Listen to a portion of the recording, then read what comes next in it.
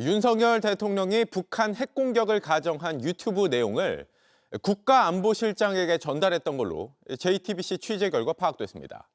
이게 과장된 내용이란 걸 보고하기 위해서 국가안보실과 합동참모본부가 동원됐습니다. 김태형 기자가 취재했습니다. 검찰은 인성환 국가안보실 2차장을 조사하면서 윤석열 대통령의 유튜브 시청과 관련된 진술을 확보했습니다. 인 차장은 윤 대통령이 보수 유튜브에서 본 것을 말했다며 지난해 추석 연휴 무렵에 있었던 사례를 언급했습니다. 대통령이 자신과 신원식 국가안보실장에게 북한의 핵무기가 서울 상공에 떨어졌을 때 어떤 피해가 날 것이라고 예상한 보수 유튜브 영상을 보내준 적이 있다고 진술했습니다. 인 차장은 유튜브 영상을 합동참모본부에 보내 사실 여부를 물어봤다고도 말했습니다. 그 결과 유튜브에 과장이 많아 정리해서 대통령한테 보고한 적이 있다고 했습니다.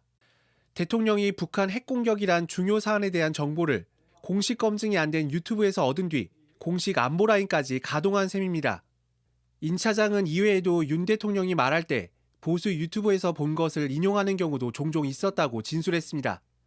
윤 대통령이 비상계엄의 이유로 제시한 부정선거 의혹도 보수 유튜버들의 음모론과 맞닿아 있습니다.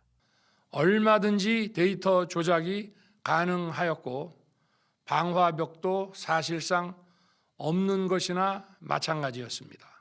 방첩사는 윤 대통령의 평소 말을 참고해 비상계엄을 앞두고 극우 유튜버들이 제기한 부정선거 의혹을 정리했던 것으로 드러났습니다. 국정 책임자이자 군 통수권자인 대통령이 유튜브에 심취해 있었다는 게 123 내란 사태를 계기로 적나라하게 드러나고 있습니다. JTBC 김태형입니다. 검찰이 인성환 국가안보실 2차장도 조사를 했어요. 근데 이 인 차장이 뭐라고 검찰에서 진술했냐면 대통령이 이제 부정선거 보수 유튜브에서 보고 이제 계속 이제 얘기를 한 거잖아요. 뿐만 아니라 이게 안보 정책 관련해서 대통령이 보수 유튜버를 많이 참고를 했다라는 거예요. 그러니까 대통령이 국가안보실장이랑 이 차장한테 북한 핵무기가 서울 상공에 떨어졌을 때 대한민국에 어떤 피해가 벌어질 것인지를 예상해서 쭉 썰을 푼 유튜브를 딱 보고 야 이거 진짜 이 내용대로 되는 건지 분석해봐 이렇게 오더를 줬다는 거죠.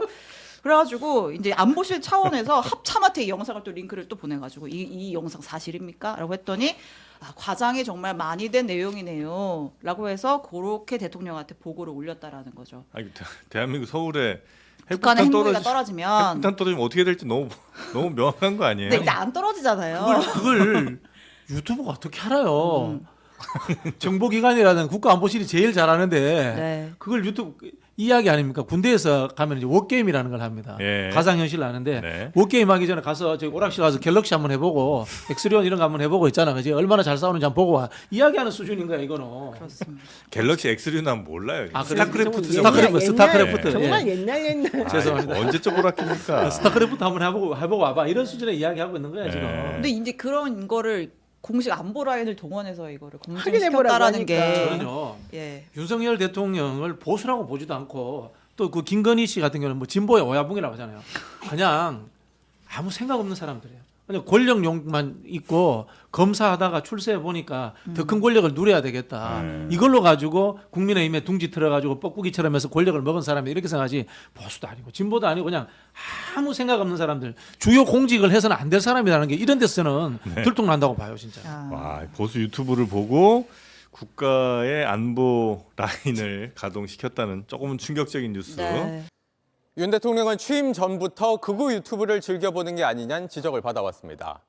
이후 유튜버들이 할 법한 표현과 주장을 공식석상에서 하나둘 언급하기 시작했고 내란 사태를 벌이면서 아예 유튜버들의 음모론을 노골적으로 꺼내들었습니다. 윤 대통령의 문제 발언들 심가은 기자가 정리했습니다. 12.3 내란 사태의 이유로 부정선거 음모론을 언급했던 윤석열 대통령. 전산 시스템이 이렇게 엉터리인데 어떻게 국민들이 선거 결과를 신뢰할 수 있겠습니까? 시작은 4년 전 국민의힘 대선 경선으로 거슬러 올라갑니다. 관외 사전투표의 비율이 아주 일정하다든지 하는 거에 대해서 좀 통계적으로 볼 때도 좀 의문은 가졌습니다. 일부 극우 유튜버들의 일방적 주장을 TV 토론에서 언급한 겁니다. 선거 날에 코로나 확진자가 수십만이 나온다고 발표해서 여러분들 당일날 투표 못하게 막을 수 있습니다, 여러분. 취임식 때 극우 유튜버 30여 명을 초청한 윤 대통령. 취임 후 연설문에는 점점 이들이 쓰는 극단적인 표현이 등장하기 시작했습니다.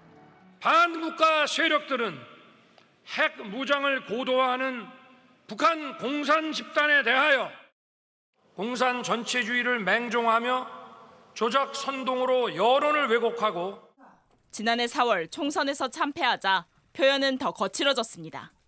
가짜 뉴스에 기반한 허위 선동과 사이비 논리는 자유사회를 교란시키는 무서운 흉기입니다. 결국 12.3 내란 사태를 일으킨 명분도 이런 극우 유튜버들의 주장과 같았습니다. 전 국민이 방송을 통해서 지켜보고 있는데 어떻게 군이 들어가서 국회의원들을 끌어낼 수 있었겠냐. 질서 유지를 위해 소수의 병력을 잠시 투입한 것이 폭동이란 말입니까? 2년 반 임기 내내 극우 유튜버들의 근거 없는 주장은 대통령의 입을 통해 퍼져 나갔습니다. JTBC 심가은입니다.